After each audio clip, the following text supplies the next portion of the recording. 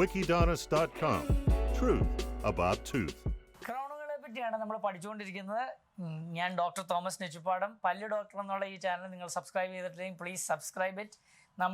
ഇന്ന് നമ്മൾ സംസാരിക്കാൻ പോകുന്ന ടോപ്പിക് എന്താണ്? നമ്മൾ metal free ceramic crowns. Metal free ceramic crowns എന്ന് നിങ്ങൾ കേൾക്കുമ്പോൾ തന്നെ അറിയാം, അകത്ത് ഒരു മെറ്റലിൻ്റെ ഒരു ആവരണം വെച്ചതിന് ശേഷം അതിൻ്റെ പുറമെ സെറാമിക് ക്രൗൺ ഇടുന്നതായിരുന്നു പഴയ രീതി. അതിനെപ്പറ്റി കഴിഞ്ഞ വീഡിയോയിൽ ഞാൻ സംസാരിച്ചിരുന്നു. ഇന്ന് നമ്മൾ പറയാൻ പോകുന്നത് ഒട്ടും മെറ്റൽ ഉപയോഗിക്കാത്തുള്ള മെറ്റൽ ഫ്രീ ആയിട്ടുള്ള സെറാമിക് ക്രൗൺസിനെ പറ്റിയാണ് ഞാൻ സംസാരിക്കാൻ പോകുന്നത്. ഇത് വന്നതിൻ്റെ ഒരു ചെറിയ ഹിസ്റ്ററി പറയാൻ കാരണം വെച്ച് കഴിഞ്ഞാൽ, പണ്ടെല്ലാം ഈ ഫ്രണ്ടിലെ പല്ലുകളിൽ, നമ്മൾ ഫ്രണ്ടിൽ ഉപയോഗിക്കുന്ന പല്ലുകളിൽ നമ്മൾ ഈ പറയുന്ന മെറ്റൽ സെറാമിക് ക്രൗണുകൾ ഇടുമ്പോൾ ഒരു വളരെ ശക്തമായ ഒരു ലൈറ്റിന് മുമ്പിൽ വരുമ്പോൾ അത് ഡാർക്കായി തോന്നുമെന്നൊക്കെ ഞാൻ കഴിഞ്ഞ വീഡിയോയിൽ ഞാൻ പറഞ്ഞിരുന്നു.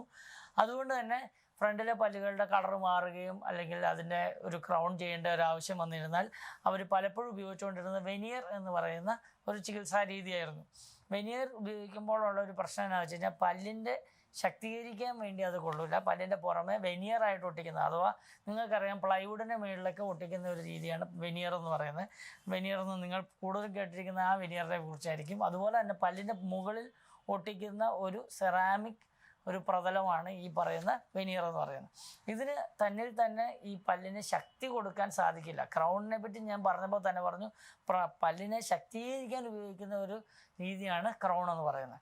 അതുകൊണ്ട് തന്നെ ഫ്രണ്ടിലത്തെ പല്ലുകളിലൊക്കെ ഉപയോഗിക്കാവുന്ന മെറ്റൽ ഫ്രീ ആയിട്ടുള്ള ക്രൗണുകളാണ് ആദ്യം വന്നത്.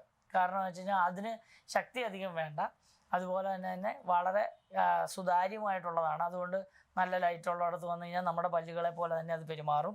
അതുകൊണ്ട് അതാണ് അതിൻ്റെ പ്രത്യേകത. പക്ഷേ അങ്ങനെ വരുമ്പോൾ ഉണ്ടാകുന്ന പ്രശ്നം, സുതാര്യമായതുകൊണ്ട് തന്നെ അകത്തെ പല്ല് വളരെ ഡാർക്കായിട്ടിരിക്കുകയാണെങ്കിൽ, അല്ലെങ്കിൽ അത് ഓൾറെഡി മഞ്ഞ പല്ലാണെങ്കിൽ, ആ ഡാർക്ക്നെസ് ഇതിനകത്തോടെ നമുക്ക് പുറത്തേക്ക് കാണാനുള്ള സാധ്യതയുണ്ട്. അതുകൊണ്ട് തന്നെ ഇത് തന്നെ പല തരത്തിലുള്ളതുണ്ട്. അകത്ത് ഒപ്പാസിറ്റി കൂടുതലുള്ളതെന്ന് പറഞ്ഞു കഴിഞ്ഞാൽ അതിനകത്തേക്കുള്ള സുതാര്യത കുറയ്ക്കുവാനുള്ള പ്രതലമുള്ള മെറ്റൽ ഫ്രീ സെറാമിക് എന്ന് പറഞ്ഞാൽ മെറ്റൽ ഉപയോഗിക്കാത്ത സെറാമിക് ക്രൗണുകളുണ്ട്. അതിൻ്റെ തന്നെ പല വേരിയൻസ് ഉണ്ട്. ശക്തി കൂടി വരുന്തോറും അതിന് സ്ട്രെങ്ത്ത് കൂടുതലുള്ള ക്രൗൺസ് തന്നെ വന്നിട്ടുണ്ട്. ഇപ്പോൾ ഏറ്റവും കൂടുതൽ ഉപയോഗിച്ചുകൊണ്ടിരുന്നത് ഇമാക്സ് ക്രൗൺസ് എന്ന് പറയുന്നതാണ് ഫ്രണ്ടിൽ ഏറ്റവും കൂടുതൽ ഉപയോഗിച്ചുകൊണ്ടിരുന്നത്. പക്ഷേ ഇമാക്സ് ക്രൗൺസിൻ്റെ പ്രശ്നം, പുറകിലേക്ക് നമുക്ക് ഉപയോഗിക്കാൻ സാധിക്കില്ല. പിൻപല്ലുകളിലൊക്കെ നമുക്ക് ഇമാക്സ് ക്രൗൺസ് ഉപയോഗിച്ച് കഴിഞ്ഞാൽ നമ്മളുടെ കടിയുടെ ശക്തി കാരണം അത് പൊട്ടിപ്പോകാനുള്ള സാധ്യതയുണ്ട്. അതേസമയം മുൻ പല്ലുകളിലാണെങ്കിൽ നമുക്ക് അത്രയ്ക്കും ആ കടിയുടെ ഇമ്പാക്റ്റ് വരാത്തത് കൊണ്ട്, പ്രത്യേകിച്ച് ഇപ്പോൾ ഒരു എള്ളുണ്ട എടുത്ത് നമ്മൾ കടിക്കുകയാണെന്ന് വിചാരിക്കുക. എള്ളുണ്ട കടിക്കുന്നത് എപ്പോഴും നമ്മൾ ഫ്രണ്ടിലിട്ടല്ല കടിക്കുന്നത്, നമ്മൾ കൂടുതലും കടിക്കുന്നത് പിൻഭാഗത്തെ പല്ലുകളാണ്. അങ്ങനെ ഒരു കടി വന്നു കഴിഞ്ഞാൽ ഇമാക്സ് ക്രൗൺസ് ചിലപ്പോൾ പൊട്ടിപ്പോകാനുള്ള സാധ്യതയുണ്ട്. അതുകൊണ്ടാണ് ഇമാക്സ് ക്രൗൺസ് എന്ന് പറയുന്നത് ലിഥിയം സിലിക്കേറ്റ് എന്നുള്ളതാണ് അതിൻ്റെ ശരിയായിട്ടുള്ള, ആ ഇമാക്സ് ക്രൗൺസിൻ്റെ ശരിയായിട്ടുള്ള. ഇമാക്സ് എന്ന് പറയുന്ന ഒരു കമ്പനിയുടെ പേരാണ്. ശരിക്കും അതിൻ്റെ മെറ്റീരിയലിൻ്റെ പേര് ലിഥിയം സിലിക്കേറ്റ് ക്രൗൺ.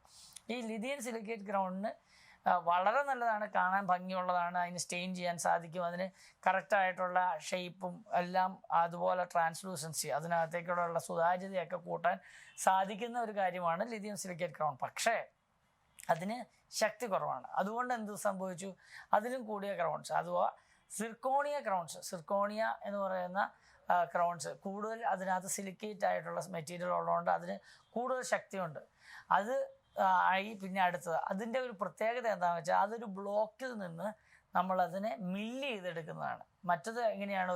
കുറച്ച് പൊടിയായിട്ടുള്ള നമ്മളുടെ സെറാമിക് എടുത്തിട്ട് ഒരു ഫർണസിലെടുത്ത് അത് ചൂടാക്കുമ്പോൾ അതെല്ലാം കൂടെ ഉരുകി നമ്മുടെ ഗ്ലാസ് ഉണ്ടാക്കുന്നത് പോലെയാണ് ശരിക്കും പറഞ്ഞു കഴിഞ്ഞാൽ ഈ പറയുന്ന ഈ ഇമാക്സ് ക്രൗൺസ്, അല്ലെങ്കിൽ മെറ്റൽ സെറാമിക് ക്രൗൺസിനകത്ത് ഉപയോഗിക്കുന്ന. അതിൻ്റെ പുറമേ നമ്മളൊരു കോട്ടിങ് ഇടുമ്പോൾ അത് ഒരു പൊടി പോലെ ഇട്ടതിന് ശേഷം അത് കൃത്യമായ ഒരു ഫർണസിൽ വെച്ച് ചൂടാക്കി എടുക്കുന്നതാണ്.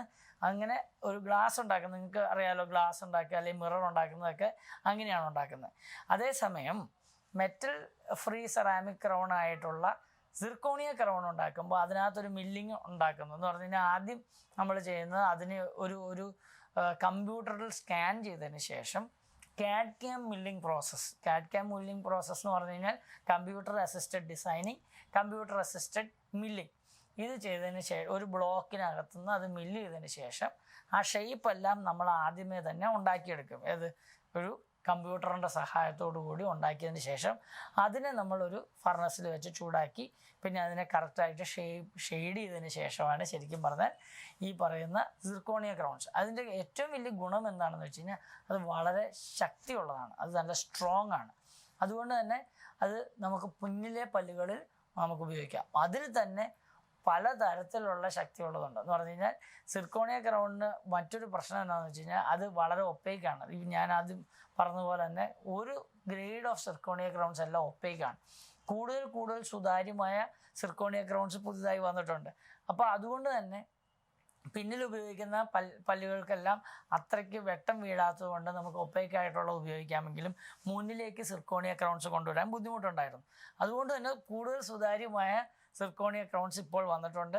ആ സിർക്കോണിയ ക്രൗൺസിൻ്റെ പ്രത്യേകത എന്താണ്? അതിന് നല്ല സുതാര്യതയുണ്ട്. അപ്പോൾ അതിനനുസരിച്ച് നമ്മൾ അതിനകത്ത് ഒപ്പാസിറ്റിയും പല്ലിൻ്റെ സ്റ്റമ്പ് വളരെ നല്ലതാണെന്നും അത് നല്ല വെളുത്തതാണെങ്കിൽ മാത്രമാണ് അത് ഫ്രണ്ടിൽ ഉപയോഗിക്കുമ്പോൾ അതിൻ്റെ ക്വാളിറ്റി കിട്ടുള്ളൂ.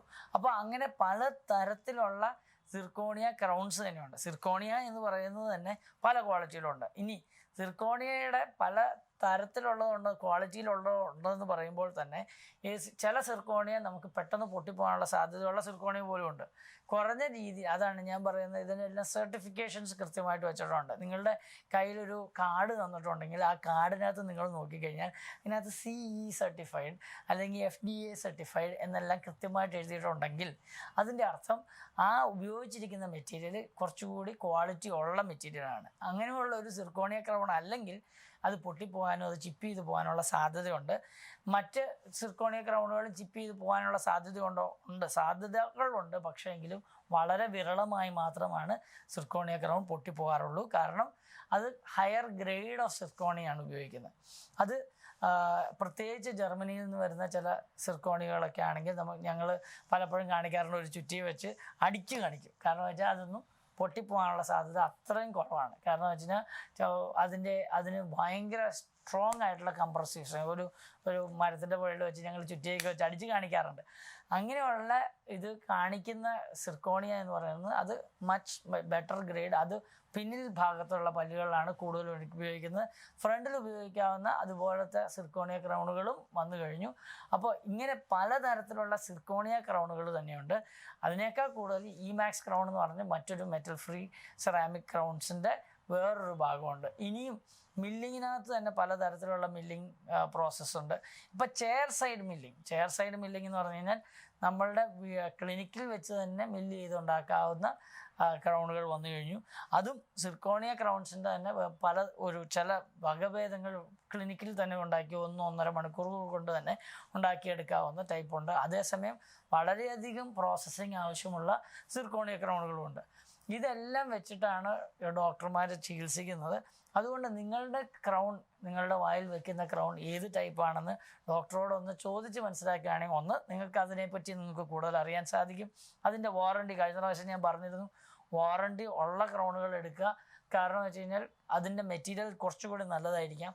പക്ഷേ വാറണ്ടി ഒരിക്കലും നിങ്ങൾക്ക് മനസ്സിലാക്കേണ്ട, നിങ്ങളുടെ പല്ലിനല്ല വാറണ്ടി. ഞാൻ കഴിഞ്ഞ പ്രാവശ്യം പറഞ്ഞതുപോലെ ഒരിക്കൽ കൂടി പറയട്ടെ, ഷൂ മേടിക്കുമ്പോൾ ഷൂവിന് മാത്രമേ വാറണ്ടി ഉള്ളൂ, നിങ്ങളുടെ കാലിന് വാറണ്ടി ഇല്ല എന്ന് പറയുന്നത് പോലെ തന്നെ പല്ലിനല്ല വാറണ്ടി തരുന്നത്, ഞങ്ങൾ വയ്ക്കുന്ന ക്രൗണിനാണ് വാറണ്ടി. അത് നല്ല ക്വാളിറ്റി വെച്ച് കഴിഞ്ഞാൽ നിങ്ങളുടെ പല്ലുകൾ സുരക്ഷിതമായിരിക്കാനുള്ള സാധ്യത ഉണ്ടെന്ന് പറഞ്ഞാലും നിങ്ങൾ പല്ല് സൂക്ഷിച്ചില്ലെങ്കിൽ പല്ല് പോകാനുള്ള സാധ്യതയും ക്രൗൺ ചെയ്താലും ഉണ്ട് എന്ന് നിങ്ങൾ പ്രത്യേകം ശ്രദ്ധിക്കുക. മോണരോഗങ്ങളും അതുപോലെ തന്നെ കേടും വരാതെ നിങ്ങൾ സൂക്ഷിക്കേണ്ടത് നിങ്ങളുടെ ചുമതലയാണ്.